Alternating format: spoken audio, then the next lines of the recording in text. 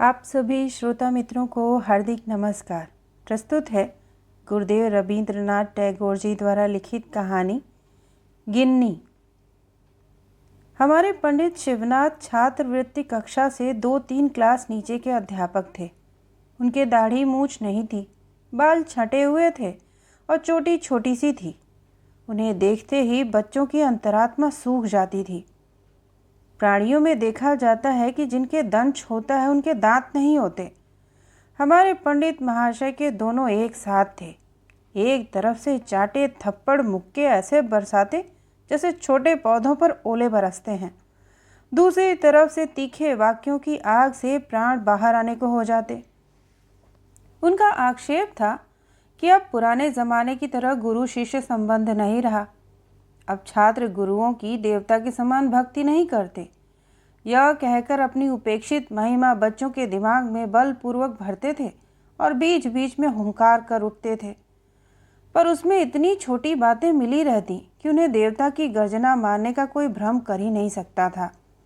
अगर वज्रनाथ की तरह गर्जना से बाप को गाली दी जाए तो उसके पीछे छिपी बंगाली की क्षुद्रता फौरन पकड़ में आ जाएगी। जो भी हो, हमारे स्कूल के इस तीसरी कक्षा के दूसरे विभाग के देवता को कोई इंद्र, चंद्र, वरुण या कार्तिक मानने का भ्रम नहीं कर सकता। सिर्फ एक देवता के साथ उनका सादृश्य माना जा सकता है और उनका नाम है यम।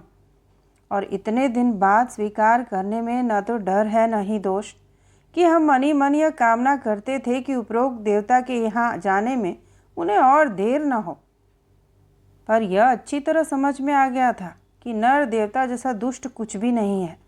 स्वर्ग में रहने वाले देवता कोई उपद्रव नहीं करते। पेड़ पर से एक फूल तोड़कर दे दो तो खुश हो जाते हैं, न दो तो तकाजा करने नहीं आते। हमारे नर देवता गण बहुत ज़्यादा चाहते हैं। हमारी तिल भर भूल होते ही दोनों आंखें खून के से लाल रंग को करके डांटने आते हैं, तब वे किसी देवता के जैसे नहीं दिखते। बच्चों को तंग करने के लिए हमारे शिवनाथ पंडित के पास एक अस्त्र था। वह सुनने में जितना मामूली लगता था उतना ही भयानक था। वे लड़कों के नए नाम रखते थे। नाम चीज़ तो सिर्फ शब्द है और कुछ नहीं, किंतु अधिकतर लोग अपने से ज़्यादा अपने नाम को प्यार करते हैं। अपने नाम के प्रचार के लिए लोग क्या क्या कष्ट नहीं सहते। यहाँ तक कि नाम को बचाने के लिए लोग अपने आप मरने में भी नहीं झिझकते। ऐसे नाम के प्रेमी मनुष्य के नाम को विकृत कर देने से उसके प्राणों से प्रिय स्थान पर आघात पहुंचाना होता है। यहाँ तक कि जिसका नाम भूतनाथ है उसे नलिनीकांत बुलाओ तो भी उसे असह्य लगता है। इससे यह पता चलता है कि मनुष्य वस्तु से अवस्तु को ज़्यादा मूल्यवान समझता है। सोने से ज़्यादा वाणी, प्राणों से अधिक मान और अपने से ज़्यादा अपने नाम को बड़ा समझता है। मानव स्वभाव में छिपे इन सब गूढ़ नियमों को जानने वाले पंडित महाशय ने जब शशि शेखर को भेटगी अर्थात एक प्रकार की मछली का नाम दिया तो वो बहुत दुखी हो उठा। खासकर उस नामकरण में उसके चेहरे की तरफ खास इशारा था। जानकर उसकी आंतरिक पीड़ा और दुगनी हो उठी। फिर भी शांत भाव से सब कुछ सहकर चुप रहकर बैठना पड़ा। आशु का नाम था गिन्नी, पर उसके साथ थोड़ा इतिहास जुड़ा था। आशु बेचारा पूरी क्लास में सबसे शरीफ था। किसी से कुछ नहीं कहता था, बहुत शर्मीला था। लगता है उम्र में भी सबसे छोटा था। सब बातों में सिर्फ धीरे धीरे मुस्कुराता रहता था। अच्छी तरह पढ़ता था। स्कूल के बहुत से लड़के उससे दोस्ती करने को तैयार रहते थे, पर वह किसी लड़के के साथ नहीं खेलता था और छुट्टी होते ही पल भर की देरी किए बिना घर चला जाता था। पत्ते के दोने में 2-1 मिठाई और कांसे के छोटे से लोटे में पानी लेकर ठीक 1 बजे घर से दासी आती थी। आशु को इससे बहुत शर्म आती थी। दासी के लौटने पर उसकी जान में जान आती थी। वह स्कूल का छात्र होने के अलावा भी कुछ है, यह स्कूल के लड़कों के सामने व्यक्त करना उसे अच्छा नहीं लगता था। वह घर का कुछ है, माँ बाप का बेटा है, भाई बहनों का भाई है, यह जैसे गुप्त बात है, या वह साथियों को बताना नहीं चाहता था। उसकी यही कोशिश रहती थी। पढ़ाई लिखाई के बारे में उसमें कोई कमी नहीं थी। सिर्फ कभी कभी क्लास में आने में देर हो जाती थी और शिवनाथ पंडित जब इसका कारण पूछते तो वो कोई ठीक जवाब नहीं दे पाता था। इसलिए बीच बीच में उसकी बहुत भर्त्सना की जाती थी। पंडित उसे घुटनों पर हाथ रखकर पीठ नीची करके बरामदे में सीढ़ियों के पास खड़ा कर देते थे। चारों क्लासों के लड़के उस शर्मीले अभागे बच्चे को इस स्थिति में देखते थे। एक दिन ग्रहण की छुट्टी थी। उसके अगले दिन स्कूल आकर पंडित जी महाराज चौकी पर बैठे और दरवाजे की तरफ देखा। एक स्लेट और स्याही के दागों वाले कपड़े के थैले में किताबें कसकर पकड़े हुए और दिनों से भी ज़्यादा सकुचाता आशु क्लास में घुस रहा था। शिवनाथ पंडित ने सूखी हंसी हंसते हुए कहा, ये लो गिन्नी आ रही है। इसके बाद पढ़ाई खत्म होने पर छुट्टी से पहले उन्होंने सब छात्रों को संबोधन करके कहा, सुनो, तुम सब सुनो।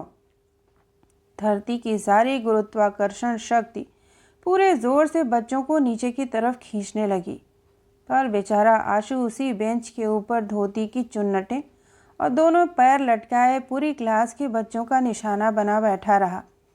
अब तक आशु की बहुत उम्र हो चुकी होगी और उसके जीवन में बहुत से ज़्यादा बड़े सुख दुख लज्जा के दिन आए होंगे, इसमें संदेह नहीं है। पर उस दिन की बालक के हृदय की स्थिति के इतिहास की किसी दिन से तुलना नहीं हो सकती। मामला बहुत मामूली था और दो बातों में ख़त्म हो जाता है। आशु की एक छोटी बहन है, उससे छोटी हम उम्र न कोई बहन है न सहेली, अतः वह आशु के साथ ही खेलती रहती है। आशु वगैरह के घर का पोर्च लोहे की रेलिंग और एक गेट में है। उस दिन खूब बादल और बारिश थी। हाथों में जूते और सिर पर छतरी लगाए जो 2-4 पथिक सड़क पर चल रहे थे, उन्हें किसी तरफ देखने का समय नहीं था। उस बादलों से अंधेरे बारिश की आवाज़ वाले छुट्टी के दिन आशु और उसकी बहन पोर्च की सीढ़ी पर बैठे खेल रहे थे।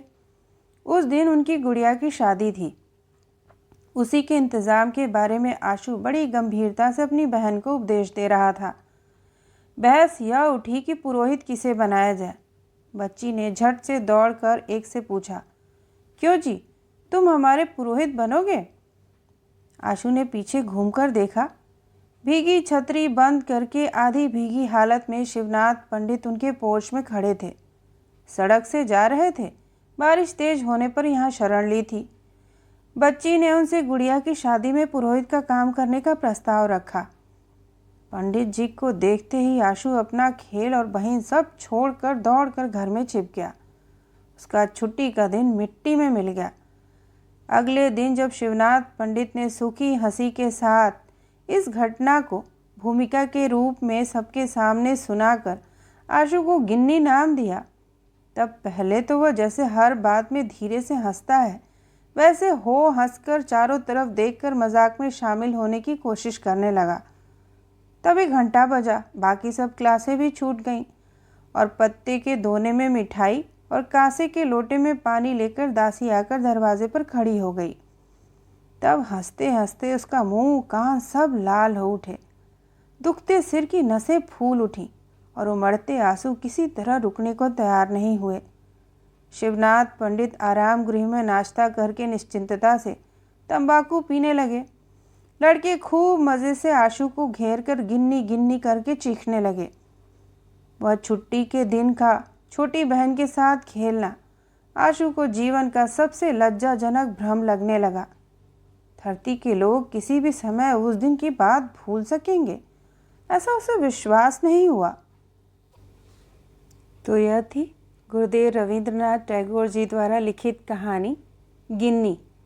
सुनने के लिए आप सभी का धन्यवाद।